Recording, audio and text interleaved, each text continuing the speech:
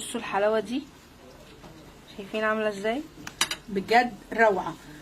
تعالوا بقى نشوف احنا عملنا الجمال والحلاوه دي ازاي. بصوا بقى يا حبايب قلبي، معانا الجمبري ومعانا الصبيط. بصوا قطعناه برضو قطع كده زي ما انتم شايفين. والجمبري احنا جايبين حجم كبير فعملناه بالنص كده، قطعناه بالنص عشان طبعا ايه يبقى معانا كميه كبيره كده وحلوه جدا.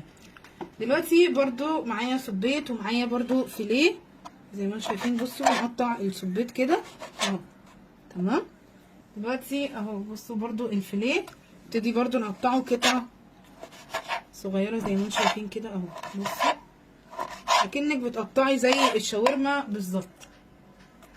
هنا بعد ما قطعنا السي فود والجمبري والكريماني والفيليه. وده رز. ده الرز برضو البسمتي. هنا بقى دلوقتي هنزل بقى ايه، حطيت دلوقتي زيت وسمنه وهنزل بالبصل اللي انا قطعته زي ما انتم شايفين كده قطع صغيره.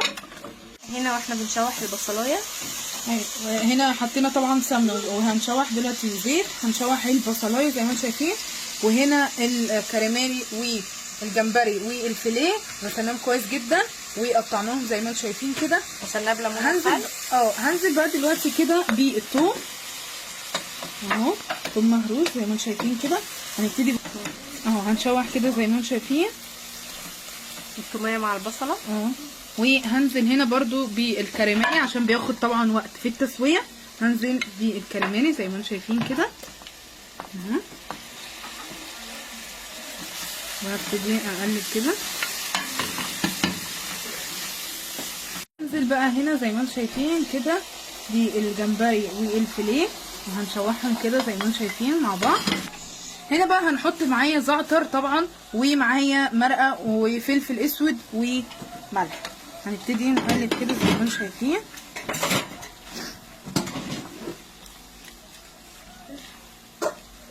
رز بسمتي واحده واحده زي ما شايفين. غسلناه كويس جدا، لازم تنقعيه حوالي نص ساعه كده قبل ايه ما نحطه على السي فود الجميل ده. اهو واحده واحده بنقلب اهي زي ما انتم شايفين كده. وهنبتدي نزود ميه ونسيب الرز عادي يستوي بقى براحته. ويلا بينا بقى نعمل الايه الخطوه الثانيه. بصوا عشان الرز البسمتي طبعا انا عامله حوالي كوبايتين، فهنحط على كل كوبايه كوبايه ونص من الميه، فانا هحط حوالي 3 كوبايات من الميه.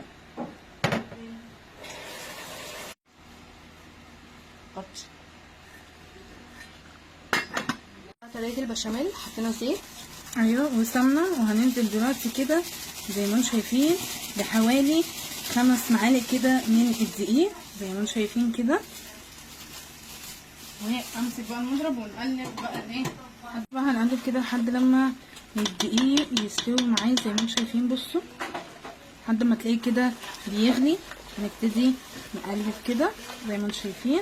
وانزل بكيلو من اللبن يكون كامل الدسم، وانا بقى بحط اللبن كده اقلب زي ما انتم شايفين كده. بعد اللبن حطينا فلفل اسود وادي الملح اهو زي ما شايفين. نحط بقى اي توابل. بصوا بقى هنا يا حبايبي هبشر ايه جوز الطيب زي ما انتم شايفين كده، بتدي طعم وريحه تحفه جميل بصراحه. ها بس كده ونقلب زي ما انتم شايفين اهو. البشاميل سهل وبسيط جدا ومفيش اي تكتلات ولا اي حاجه. بصوا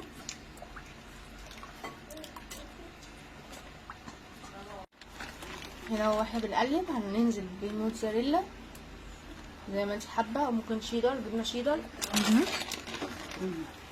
او جبنه رومي برضو. وممكن برضو مع البشاميل. انا قبل كده عملت معاكم بشاميل مكرونه بشاميل وحطيت موتزاريلا وجبنه كيري برضو اختياري. برضو ممكن تحط برضو جبنه كيري جميله جدا.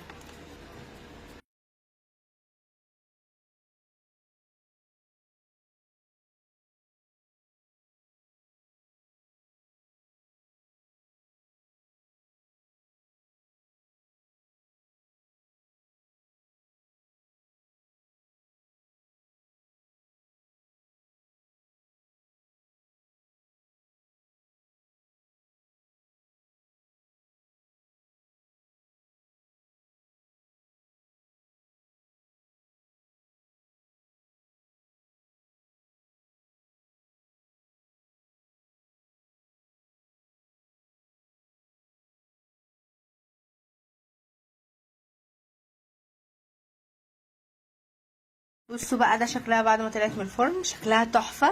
بصوا بجد جميله جدا وروعه، وريحتها بجد كانت قلبة الدنيا. تعالوا بقى بصوا نبتدي. شايفين البشاميل عامله ازاي؟ بصوا غرقانه بشاميل وسي فود، يا لهوي بجد. بصوا يا جماعه الجمال، لا بجد تحفه وريحتها جميله جدا. تعالوا بقى استنوا كده ندوق بقى مع بعض، دوق الجمال ده. شايفين الحلاوه؟ شايفين؟ بصوا بقى الجمال، بصوا الجمبري بقى والسي فود بجد. يلا اتمنى تعجبكم وتجربوها وما تنسوناش بقى في كل جديد. يلا ما تنسوش تعملوا اشتراك واعملوا لايك، وبجد جربوا الطريقه دي وقولوا لي رايكم. يلا باي باي.